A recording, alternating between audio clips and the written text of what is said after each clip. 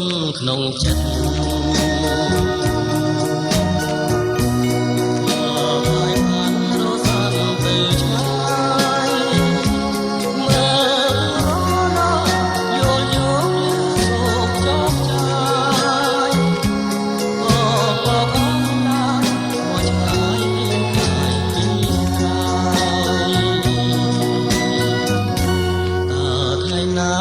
ប្រាណបានយល់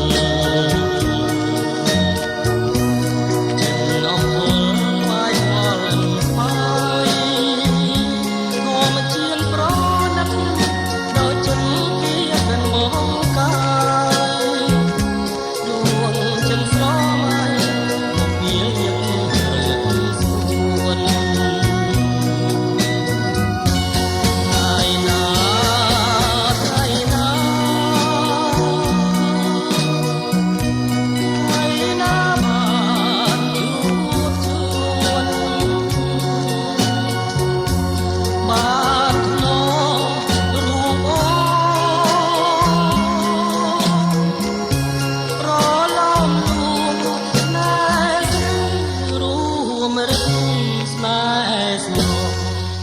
ព្រះអើយសូមជួយអាណិតនាំដួងចិត្តបរិសុទ្ធខ្ញុំទៅប្រាំប្រលឹងឲ្យដឹងក្នុងគ្រានេះថាគុណនៅចាំ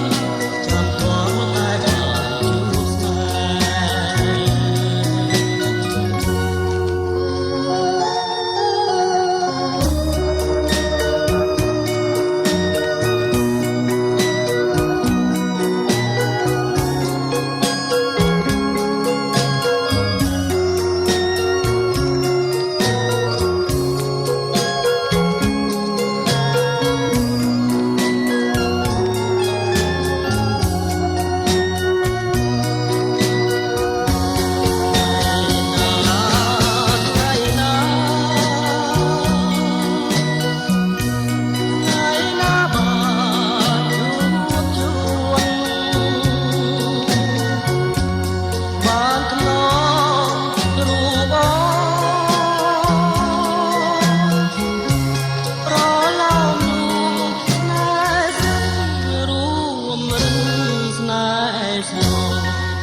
ព្រះអើយសូមជួយអាណិត